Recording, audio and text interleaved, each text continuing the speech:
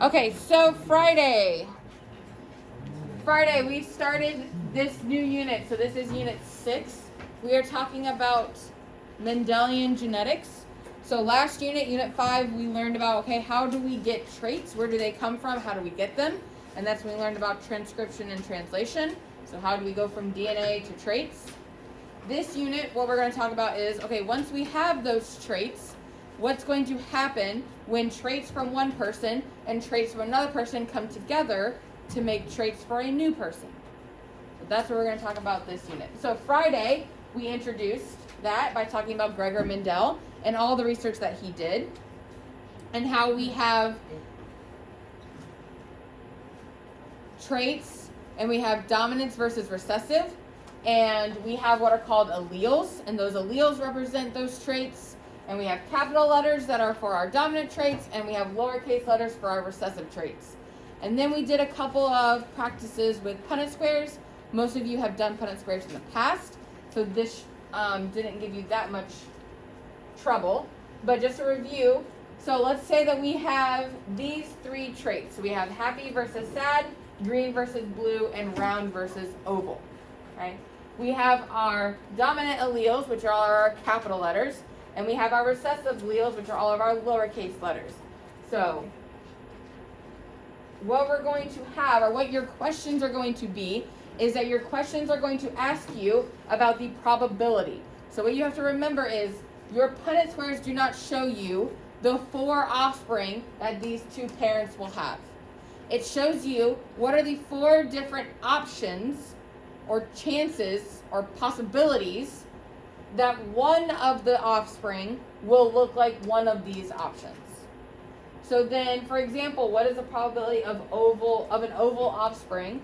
Well, we looked at this one, and oval is recessive, so that's our lowercase r, and our round is dominant, so that's our capital R.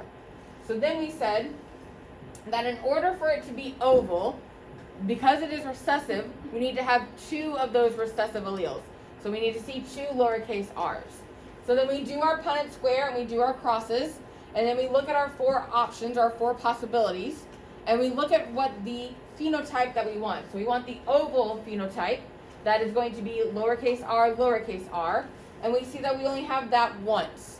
So what the probability is that 1 out of 4 possibilities, one of them is going to be the one we want. So a quarter of them, or 25%, that is your probability, that 25% of the offspring, or there's a 25% chance that the offspring has this phenotype. So that is what we did Friday. So today, we need to talk about the different modes of inheritance. So first of all, let's review what the difference between a phenotype is and a genotype is. So your phenotype is your physical characteristics. How do you look? What are your physical traits based on your genetics, based on your genes, on your chromosomes? Okay? So that is going to be fur color, or skin color, or eye color, or hair color, or hair texture, or so on and so forth. Okay? So what does the organism, what does the offspring look like? And then we have that compared to our genotype. So our genotype is our genetic makeup. So what does our DNA say that we are? Are we, what is this? Dominant. Homozygous. So we have 2 of the same allele, so that means homozygous. If we have 2 capital letters, that means that we are dominant. Anytime you have at least 1 capital letter, you are dominant. So this is our dominant homozygous, or homozygous dominant. What's this one called? Heterozygous. And it would be what? Dominant. So this is heterozygous. Now the thing with heterozygous is because you have 1 of each, so the prefix hetero means different, the prefix homo means the same. So because you have different alleles, because you have a capital and a lowercase, you will always have the dominant trait. If you have at least 1 of the capital letters, you have the dominant trait. So heterozygous will always be dominant. So you don't have to say heterozygous dominant. You can just say heterozygous. So we have homozygous dominant, heterozygous, and then what's our third option? Homozygous recessive. Very good. So again, homozygous because we have two of the same letters. Recessive because we have two of the recessive letters, so two of our lowercase letters. So these are your three different options for your genotype based on the mode of inheritance that we've already learned about. Okay? So your phenotype is what do you look like. Your genotype are what are your alleles. What are your letters. Okay?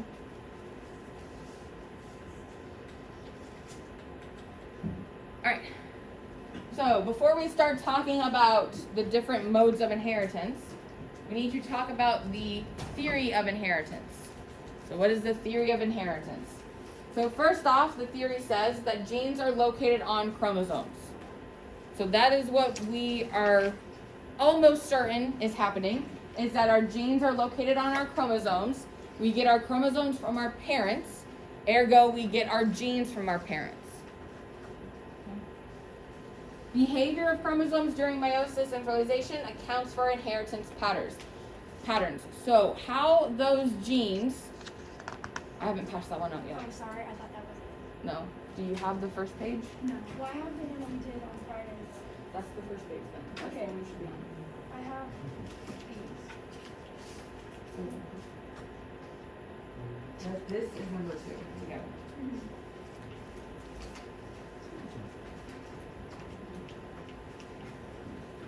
These are the notes. Thank you. Alright. So behavior of chromosomes during meiosis and fertilization accounts for inheritance patterns. So what that means is that thinking back to our process of meiosis, so how do our chromosomes from our parents come together and how do they split apart and how do ours come together and split apart, all that whole process during meiosis, how that happens for every one of our chromosomes is going to depend on how we are getting our genes. So if they are all separating normally and everything looks great, then we'll get a certain set of genes. If one of those chromosomes don't necessarily separate the way they should, or if it separates different, or they line up differently, or what have you, you could get a different set of genes. Okay? So two things that could happen are, the first thing that could happen is called linkage. So what linkage is if you have two traits that are very close together, those two traits could affect one another, or they could be affected at the same time. So pictured here, linkage is if these two chromosomes, so these two dashes, those two traits, if they are close together, they are going to possibly have an effect on each other, or they're possibly going to be affected at the same time. Oppositely of that, and I think that's on the next set of notes, so I will go ahead and pass those out. So this is number 3 in your notebook.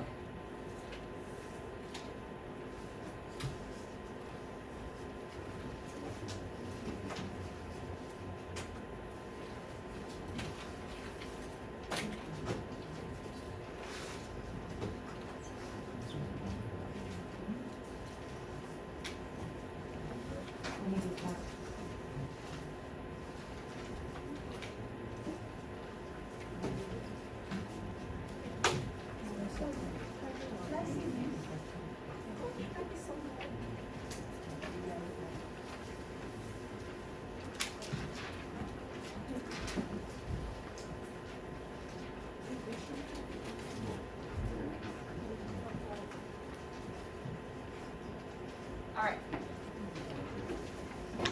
So this is when you have linkage. So the two traits are close together. So they could either affect each other or they could be affected together. The opposite thing, or the other thing that could occur, is what's called crossing over. So now crossing over we've kind of talked about already.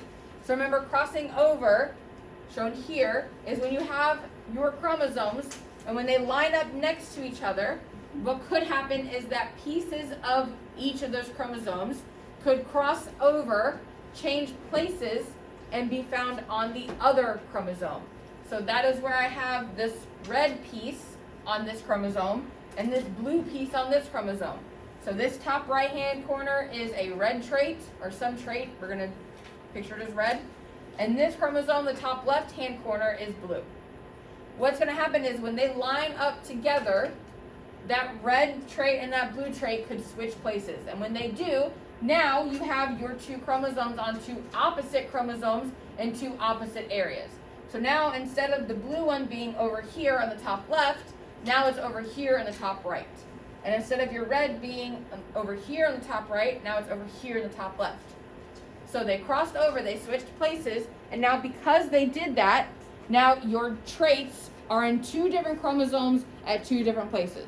So that could change what your offspring will look like. So your mode of inheritance, depending on what happens during meiosis, could depend on what traits your offspring have.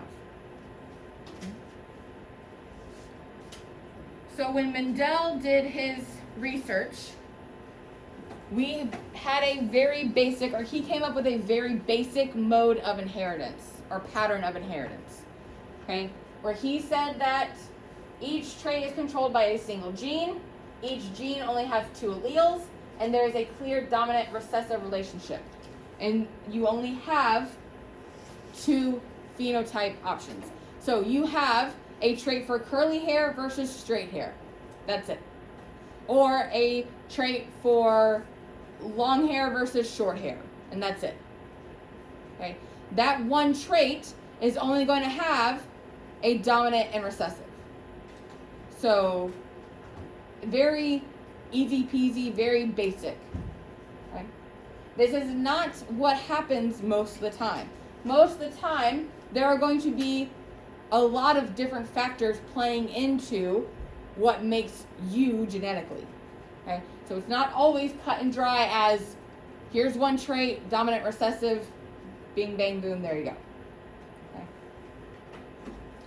But that is our basic mode of inheritance. So the other ones, so that is Mendel's dominance versus recessive. That's the one we've already talked about. That is your typical Punnett squares. Now we need to talk about the other ones. So we have incomplete dominance and codominance. That is what we'll introduce today.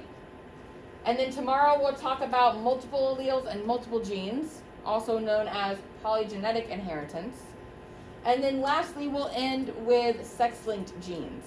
So once we start talking about sex-linked traits, you know that your quiz will be very soon coming up. So this would be the last thing we talked about. When we start talking about sex-linked traits, you know that your test is coming up. Speaking of a test, I am planning on you guys having a quiz on Thursday, probably on what we did Friday and what we're doing today. Okay, so quiz on Thursday on stuff from Friday and Monday. Tomorrow and Wednesday, I will give you, either tomorrow or Wednesday, I will give you a clear picture of what exactly will be on your quiz. It will most likely be 10 questions, multiple choice, like I usually have them. So that will be on Thursday. So quiz in here on Thursday. Okay. So let's talk about incomplete dominance versus codominance. Quick review on Mendel's dominant versus recessive. So again, we have one trait being affected. That trait has two possible alleles. We have dominant versus recessive.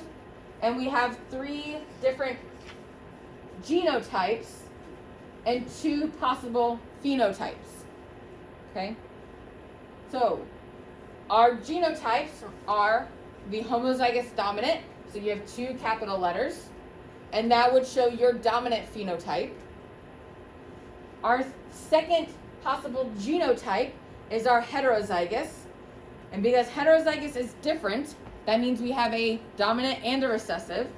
And if we have at least one dominant, so one capital letter, then we are automatically showing the dominant trait. So this is our second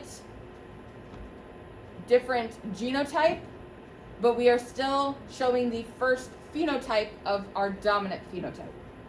Our second phenotype would be our recessive, but because we have to show two lowercase letters for the recessive one, because we have to be homozygous recessive, that is when you would show your recessive trait.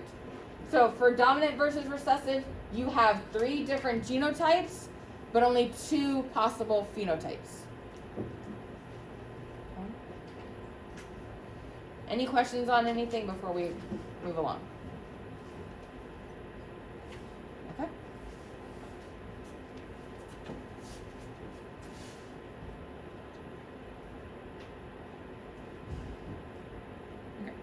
So the first new one is incomplete dominance. So incomplete dominance. So Friday, we had an example of 2 flowers coming together to make an offspring. So it looked very similar to this. But the difference was that this one was purple and this one was white. Does anyone remember what the offspring was for that cross? It was purple. So what I said was that usually what was happening, or what Gregor Mendel saw happen, was that if you mix a purple flower with a white flower, what they thought would happen was that if you mix purple and white, you would get a lighter purple. But that's not what happened. Instead, what happened is that when he mixed his purple and his white, he got a purple offspring. So that's when we learned about dominant versus recessive, and that our dominant was our purple. So because we had our dominant allele, we just saw purple. So what's happening here is what they actually thought was happening. So you could have either or. You could have a dominant and recessive, and you could have an offspring that looks just like the parent, or you could have incomplete dominance, and you could have an offspring that is a blend of the 2 parents. So what is happening during incomplete dominance is that instead of one trait being a dominant trait and the other trait being recessive, for example, we have a red plant and a white plant. So instead of red being dominant and white being recessive, what's actually happening is that both of these colors are dominant. So your red is dominant and your white is dominant. So what's happening is, let's say that, for example, C stands for color, plant color. And then R is for red and W is for white. Because both of these are W, you're going to have a capital C, capital R from your red parent, and you're going to have a capital C, capital W from your white parent. When those come together, the genotype is going to be capital C, capital R, and capital C, capital W. So now instead of having a capital R and a lowercase r, you have a capital R and a capital W. So 2 different letters, but they're both dominant. They're going to come together and they're going to blend, and they're going to make a new phenotype. So red plus white equals pink. That is incomplete dominance. So what you're going to have to do is, your questions are going to either give you a scenario that says this, like you mix a red and white parent and you get a pink offspring, or they're going to give you the genotypes, and you're going to have to realize, look at the situation, look at the scenario, and say, oh, that's incomplete dominance because I have 2 dominant alleles for 2 separate traits coming together, blending together to make a new phenotype. So if you're blending the 2 together to make a new phenotype, it's incomplete dominance. So then the answer to your question would be incomplete dominance. Does that make sense? Okay. So that's incomplete dominance. You have 2 dominant traits, both of them dominant, so 2 different letters, both of them being capital, blending together to make a new phenotype. The other thing that you could have is called codominance. And what codominance is very similar to incomplete dominance in that you do still have 2 dominant traits. So you do not have a dominant and recessive. You do not have a dominant and recessive. You have 2 dominant. But now, instead of those 2 dominant traits blending together to make a new phenotype, what you're going to see is that those 2 characteristics, those 2 traits, are going to be shown at the same time on the same organism. So what usually that presents itself as is our different colored cows or our different colored plants. So in the previous example, we had a red plant and a white plant coming together to make a pink plant. Well, what happens when a red plant and a white plant come together to make a red plant with white spots?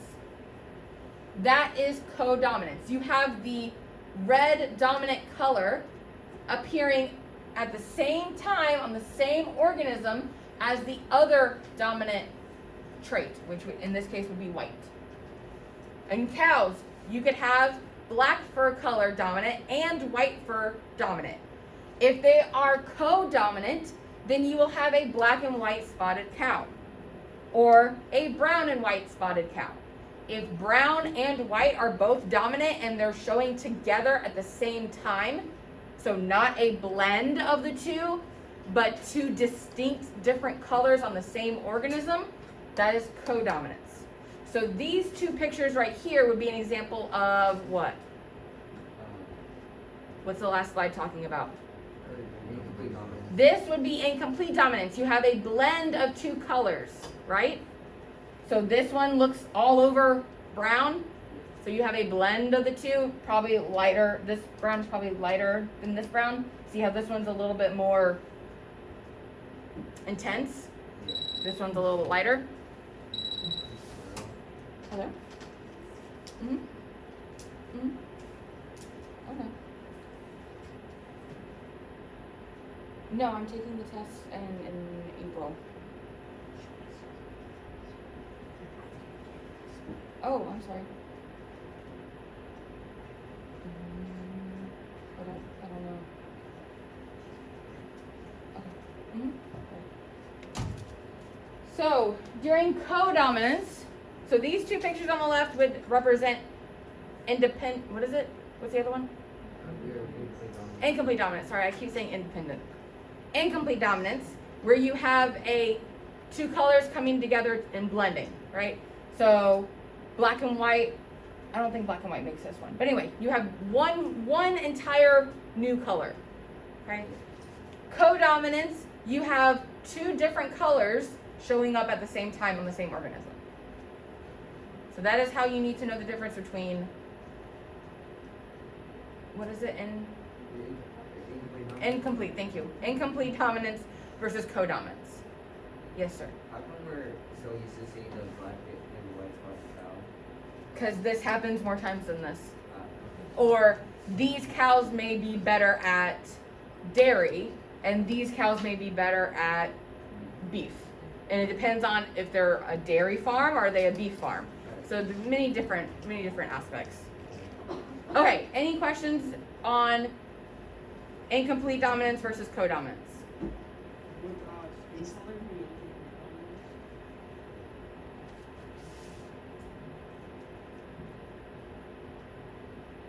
Skin color, I think, is an example of what we'll talk about tomorrow, which is multiple alleles. So I think tomorrow we'll talk about it, yes. Okay, good question. Any other questions before we move on?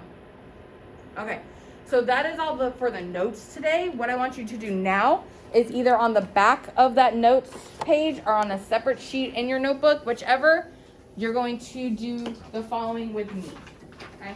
Because tomorrow what we're going to talk about is, we're going to talk about multiple alleles. Okay, so we talked about incomplete dominance and codominance. So now we need to talk about multiple alleles. So what that looks like is the following. So you are used to having one trait, and that one trait having two alleles, dominant and recessive, right?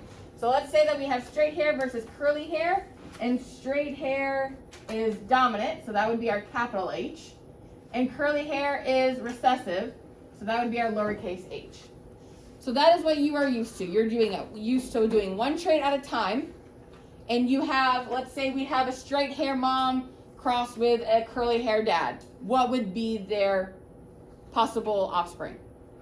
So what happens if now instead of just having one trait, we have two traits being affected at the same time? So we have an issue with our linkage. So now we have two traits. So what happens if we have blue eyes versus brown eyes? And our blue eyes are dominant, and our brown eyes are recessive. So this is what's called a dihybrid cross.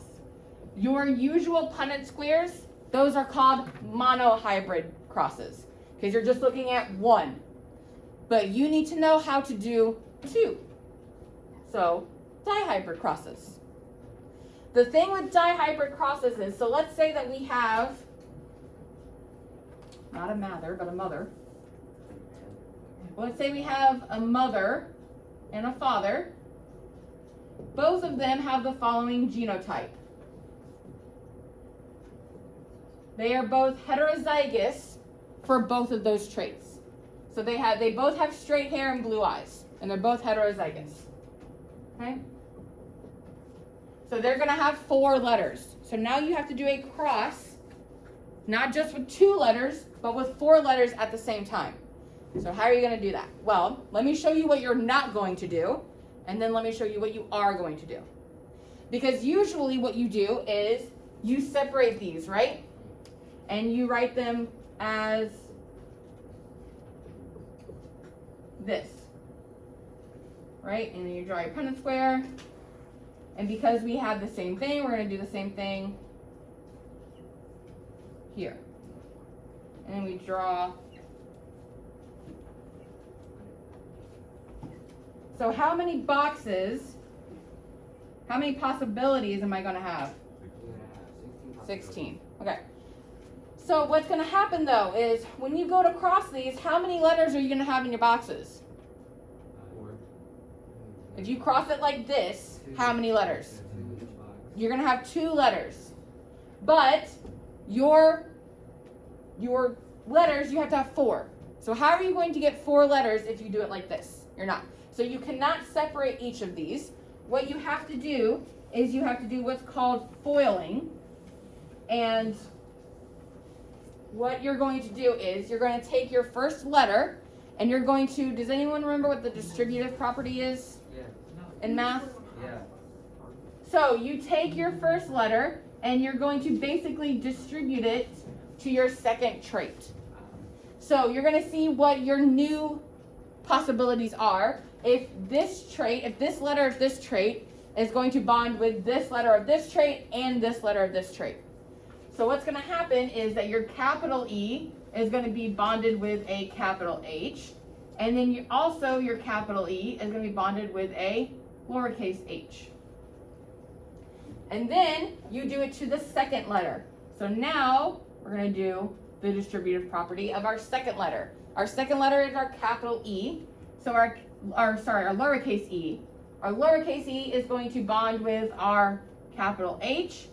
And then our lowercase e is also going to bond with our lowercase h. But remember, our dominant always goes first. So this is going to be, I guess, I don't think that matters. No, never mind. Write it like that. It doesn't matter. For right now, it doesn't matter. So those are your 4 different options. So those are going to be the 4 that you write on the top and the bottom. So I have capital E, capital H, capital E, lowercase e, capital H, and lowercase e, lowercase h. Now because my mother and my father have my same genotype, I'm just going to rewrite it. But if your father had a different genotype, you'd have to do this over again and get 4 new choices.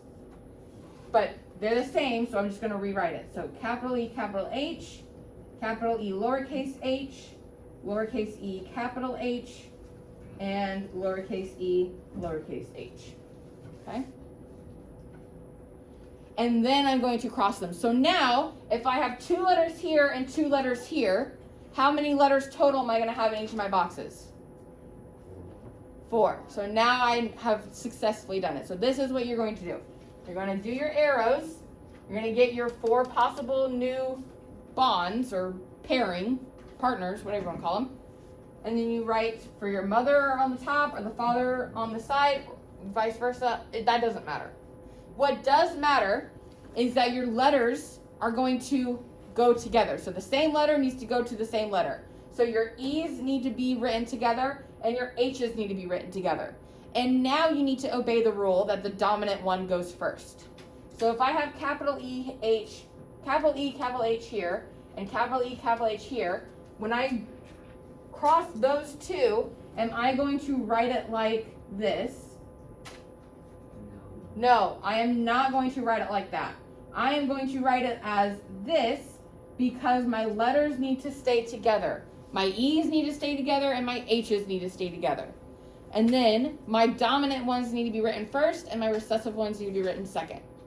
So then I'm going to move on to this box. So this box is a cross between this first one and this second one.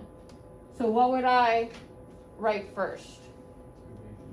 2 capital E's. And now you can do your H's first if you want to, and your E's second if you want to. That doesn't matter either.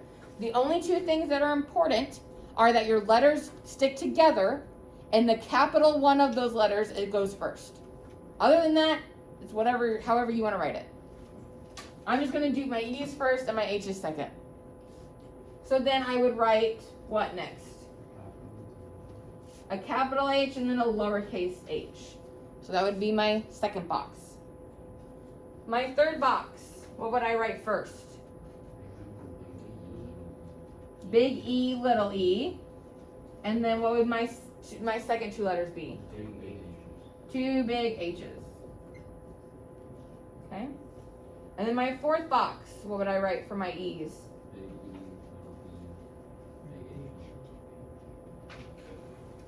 Does everyone see how I'm doing that? You're taking these two letters up here, putting them next to these two letters on the side, making sure that the same letters go next to each other, and making sure that your capital letter goes first. Okay? So, finish that. You have about 5 minutes. So you should be able to finish this before you leave. So go ahead and finish this box. So finish doing this cross, this dihybrid cross on your paper, wherever you wrote it.